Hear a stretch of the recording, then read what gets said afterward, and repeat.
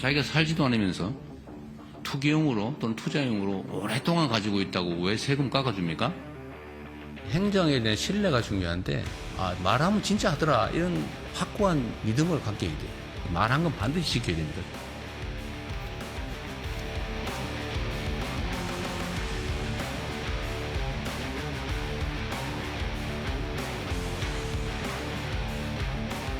전세 물건들이 많이 줄었어요.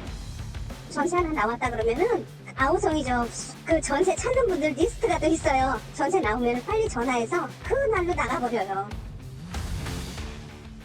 자, 다주택자 양도세 중과제도 부활 최고 82.5%에 달하는 징벌적 과세가 적용될 수도 있다 이런 얘기 나오고 있지 않습니까?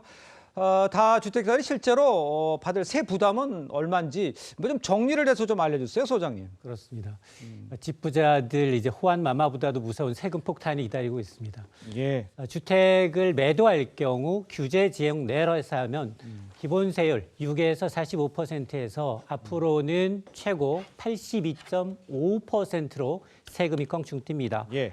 시뮬레이션을 좀 해보겠습니다. 서울에 6년 전 집을 샀습니다. 15억 원에 샀는데 지금 25억 원에 팔았습니다. 네네. 그러면 10억 원의 차익이 발생을 하는데요. 1주택자라면 양도세가 똑같습니다. 3억 3,300만 원. 예. 그러나 2주택자라면 어제 다르고 오늘 다릅니다.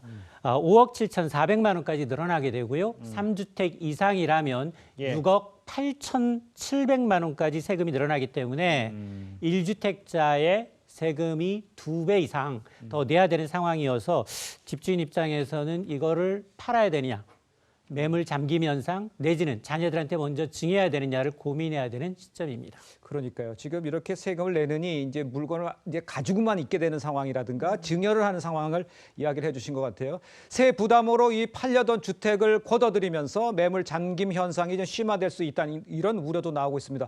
화면을 보시면요. 지금 부동산 빅데이터 업체의 오늘 기준 조사 결과를 보면 서울 아파트 매물량 올해 들어서 가장 많았던 지난 3월과 비교해서 약 15%나 감소했다고 합니다. 저 데이터를 보면 지금 잠김 현상이 계속되고 있다 이렇게 보면 됩니까? 어떻게 봐야 됩니까? 맞습니다. 한때 8만 건을 웃돌던 서울 아파트 매물이 6만 건대로 줄어들었습니다. 지금 이러다 보니 지금 월세, 전세 시장이 난리인데요. 예. 강북구에서 월세 300만 원이 찍혔습니다. 실거래가 기준이고요. 예. 서울 25개 자치구 가운데는 용산구에서 예. 평균 월세 300만 원 시대를 열고 있습니다. 월세 평균 300만 원, 연 3,600만 원. 과연 20대 청년 신혼부부가 감내할 만한 수준인가 고민이 되는 대목인데요.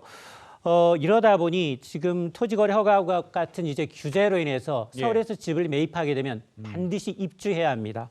여기다가 지금 전세 대출 막혀 있습니다. 그러다 보니 지금 물량은 30% 가까이 전월세 물량이 줄어 있는 상황이고요. 예. 월세는 35% 폭등한 상황입니다. 문제는 지금 주거 사다리가 지금 붕괴되고 있다라는 얘기인데요. 네네. 임대인 입장에선 세금 무섭기 때문에 차라리 월세로 돌리자라면서 월세로 전가하고 있고 예. 지금 임차인 입장에서는 전세 사기 악몽 여기에다가 대출 규제로 인해서 부담은 되지만 전세보다 월세로 내몰리고 있는 상황인데요. 지금 서울에 집을 가장 매수하고 있는 세대 30대입니다.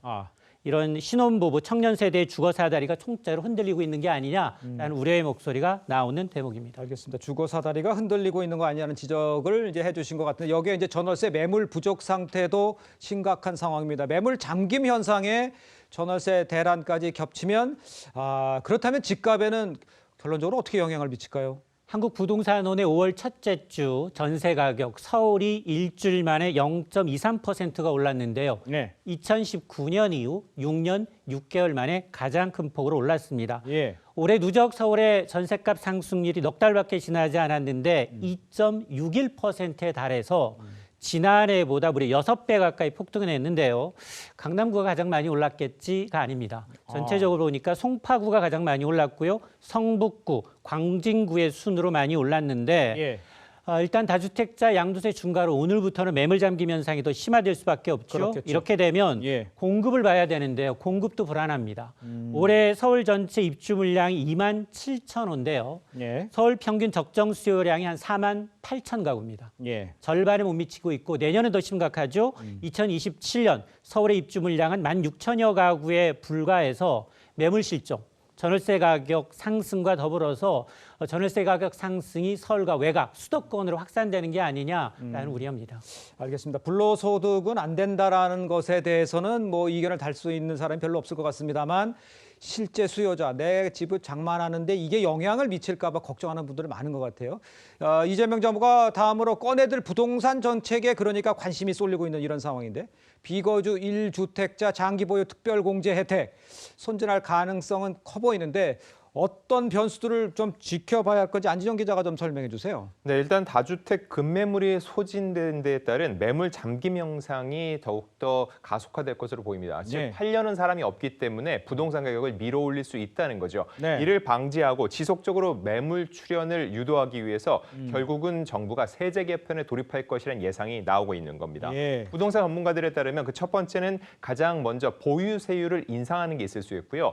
그리고 실질적으로 이제 거래 가격과 공시가격 사이에 차이가 있죠. 예. 공시가격 현실화, 이 역시 결국은 세금이 올라가는 효과를 가져올 수 있습니다. 그리고 마지막으로 주목받는 게 바로 비거주 1주택자 장기보유 특별공제 혜택 축소 및 폐지입니다. 즉 본인이 집을 갖고 있어도 정작 본인은 거기에 살지 않고 다른 곳에 또 세를 살면서 그 집은 다른 사람한테 세를 주는 실질적으로 살지 않은 이런 주택에 대해서도 장기보유 특별공제 혜택을 축소 폐지하는 건데 이런 경우에 주택 시장에도 큰 변수가 될 것으로 예상이 됩니다. 자, 이런 가운데 이제 국민의힘은요, 문재인 정부 때도 다주택자 이 양도세 중과로 매물 잠김 등 부작용이 컸다면서 이번에도 부동산 지옥이 초래될 것이다 이렇게 비판을 하고 있고요. 오늘 김윤동 국토교통부 장관은요, 국민 주권 정부는 다를 것이다 이렇게 우려를 일축을 했습니다. 먼저 정호ging 의원께서는 어떻게 보세요? 국민 주권 정부는 절대 다르지 않고요. 그러니까 그 경험을 한 것에 대해서 예. 이게 한 번은 그렇게 시행착오를 할 수가 있어요.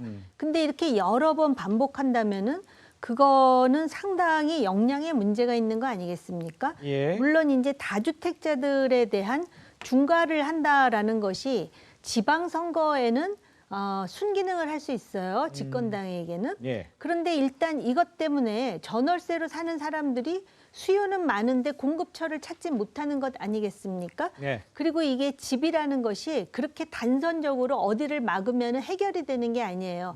그래서 아주 덕분에 강남 3구의 집값을 막으려다가 서울시 전체의 집값을 다 올려놨습니다. 네. 그 전월세는 아예 구하지도 못하게 만들었고요. 그러다 예. 보니까 아까 소장님 말씀하셨듯이 성북, 광진구까지도 지금 집값 올라가는 게 상당히 그 예사롭지 않다라는 것 아니겠습니까? 예.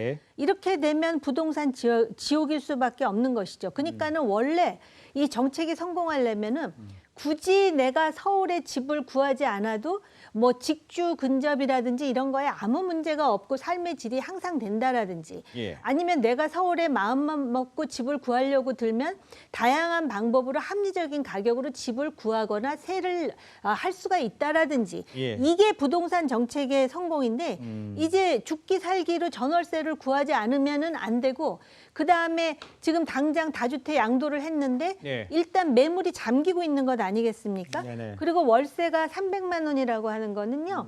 미국의 뉴욕이나 뭐 대도시 빼고는 이렇게 월세 300씩 아직은 가지 않습니다. 네네. 그러니까 이런 상황이 오는데 뭐가 국민 주권 정부가 다르긴 다르네요. 집값을 다 올려놨으니까. 알겠습니다.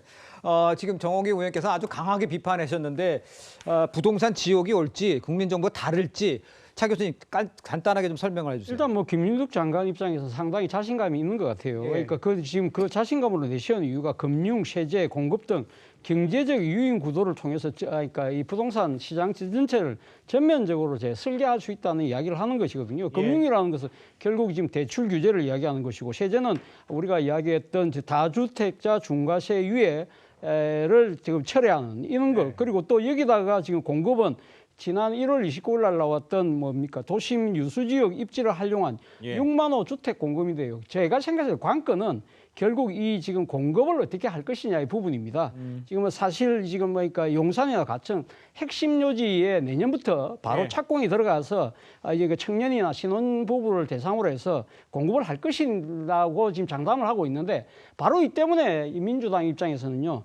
지금 서울시장, 경기도지사, 더 나아가서는 용산구청장, 과천시장 이 자리가 반드시 승리해야 되는 이유가 바로 여기 있기 때문에 이런 자신감을 통해서 이 뭐랄까요, 이 선거의 표심을 밀어달라는 이야기를 하고 있는 것 같습니다. 알겠습니다.